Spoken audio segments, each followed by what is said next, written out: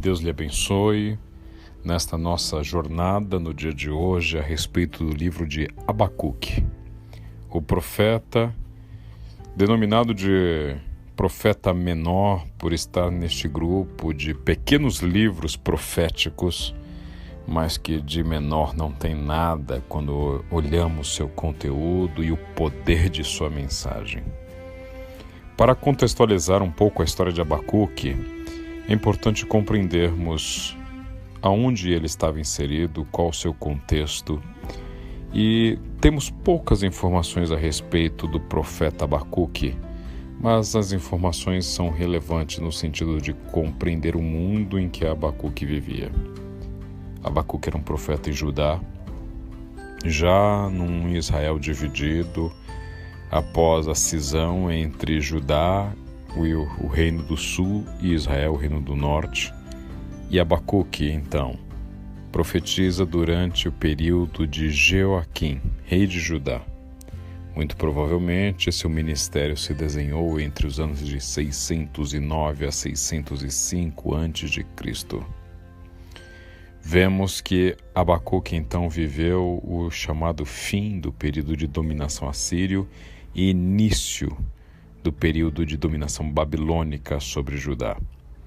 Este tempo de transição, que contava com a saída da mão forte do Império Assírio, coordenado pelo rei Assurbanipal, o grande Assurbanipal, e então numa transição para Nabopolassar e seu filho Nabucodonosor, os grandes chefes da Babilônia. Abacuque, muito provavelmente um levita, conforme os escritos de Bel e o Dragão, o livro apócrifo a respeito das visões de Daniel. Abacuque, então, nos é revelado como este homem, um profeta, um levita, um homem que canta e conta as visões de Deus, a história de Israel, denunciando o seu pecado e a sua indignidade no trato da relação com o Senhor. Percebemos que, através do livro, Abacuque é um homem de qualidades literárias. Utiliza-se de figuras de linguagem, notações musicais. No capítulo 3, inclusive, vemos um salmo. Abacuque é músico. Abacuque é letrado.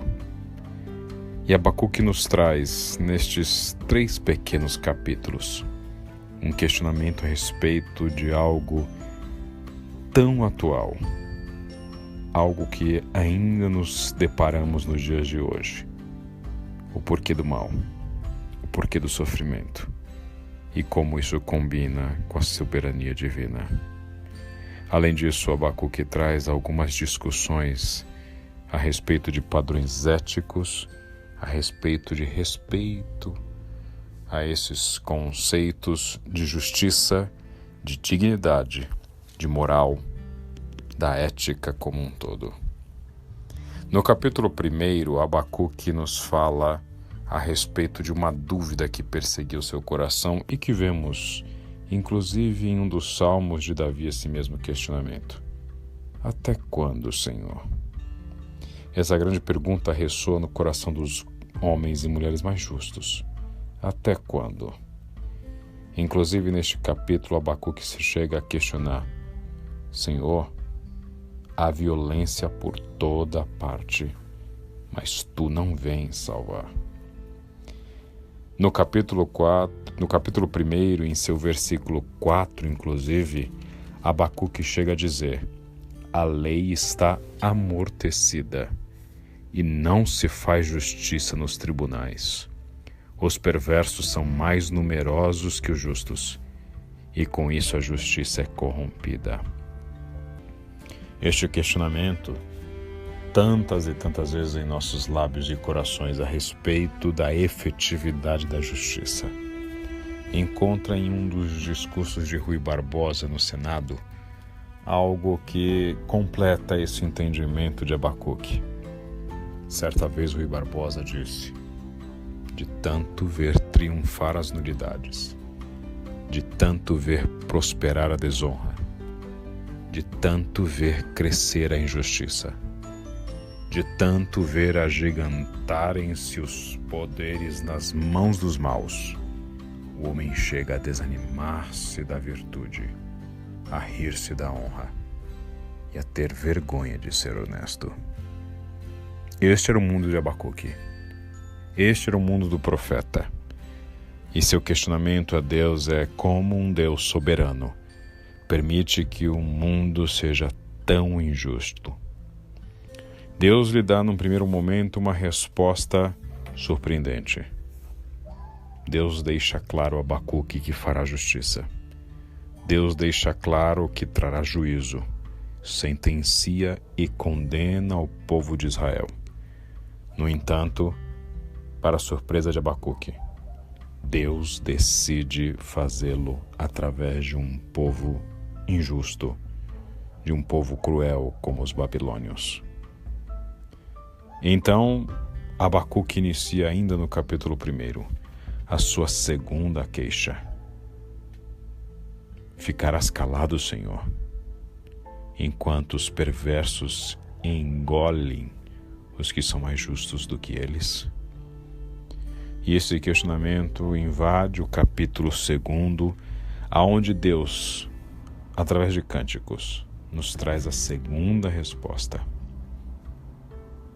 E a resposta do Senhor é de que Ele não demorará.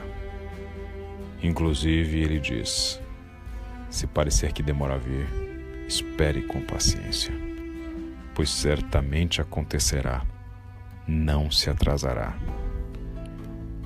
Que aflição espera os que constroem casas enormes à custa da opressão, do homicídio, da corrupção. Abacuque deixa claro que a justiça divina será implementada de forma impositiva e nos traz uma passagem que é reproduzida no Novo Testamento pelo apóstolo Paulo quando ele diz: mas o justo, porém, viverá por sua fidelidade a Deus, ou o justo viverá pela fé. Por essa fé que forma, conforma e evita que se deforme os padrões éticos daquele que segue a Deus. Segue então o profeta Abacuque, no capítulo 3, com a sua súplica por misericórdia. E então ele diz: ajuda-nos, Senhor, ajuda-nos e aviva a tua obra como fizeste no passado. Nos versículos 12 e 13, inclusive, vemos que o profeta, através deste cântico, ressalta: marchaste pela terra com ira e furioso, pisaste as nações. Saíste para resgatar teu povo, para resgatar teus ungidos.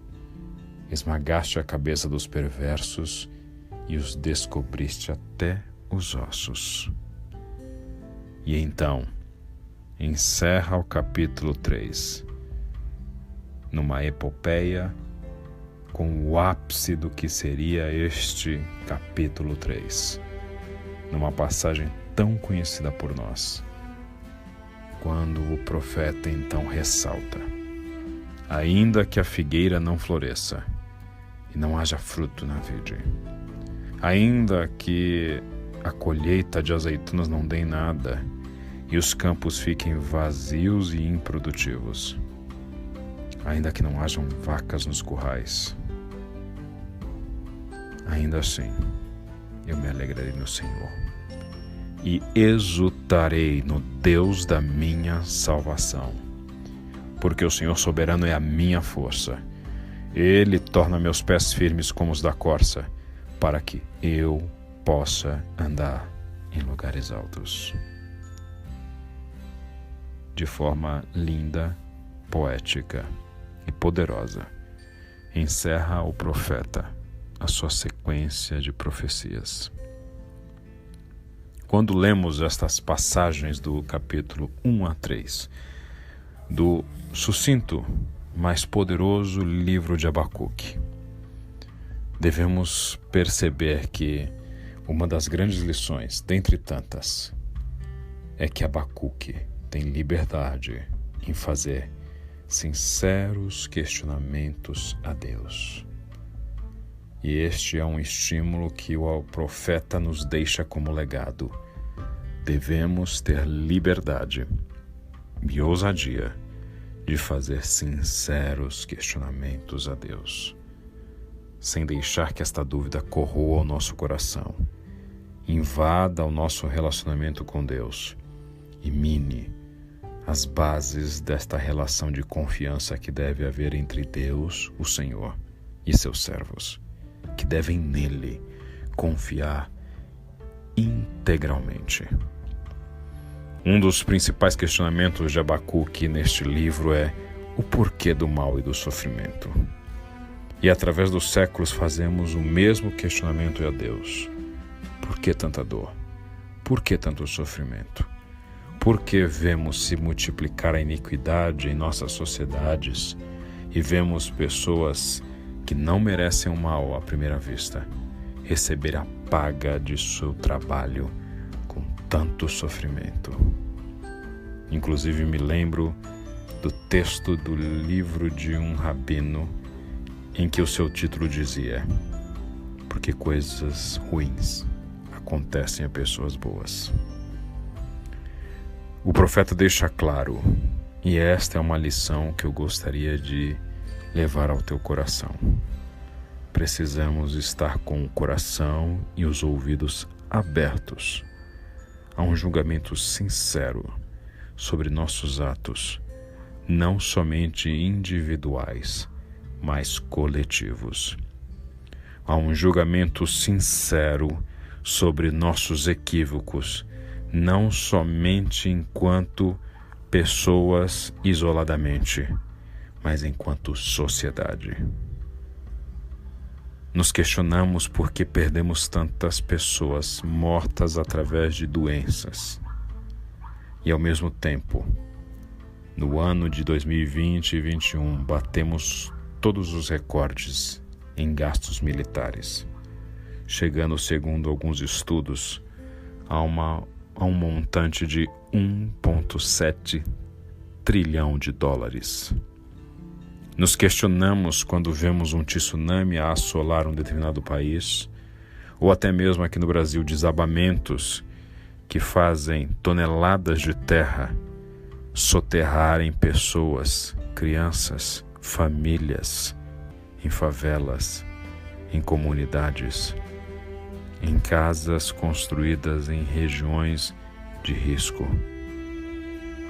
Ao mesmo tempo, não percebemos que não investimos em prevenção, que preferimos gastar com algumas festas, com alguns estádios, com alguns desvios, a prevenir essas tragédias em nossa sociedade. E daí então surge uma pergunta que devemos fazer com sinceridade em nosso coração: quanto de nosso sofrimento é de fato sem causa? Quanto de nossa dor não tem uma culpa em termos de nossa falha enquanto sociedade? Quanto não nos falta de denodo enquanto sociedade de buscar a cura por algumas doenças, com recursos que hoje estão sendo investidos ou desviados em áreas que nós percebemos que estamos perdendo definitivamente milhares de vidas. Precisamos ser sinceros em nossos questionamentos a Deus. Precisamos entender que a liberdade que o Senhor nos dá é uma liberdade para questioná-lo a respeito da dor. Mas precisamos também ser sinceros com nós mesmos para entender como podemos tornar este mundo um mundo com menos dor e sofrimento, ao fazermos algumas escolhas enquanto sociedade que revelem mais o caráter de Deus do que as nossas iniquidades. Que Deus tenha misericórdia de nós e que Deus abençoe você.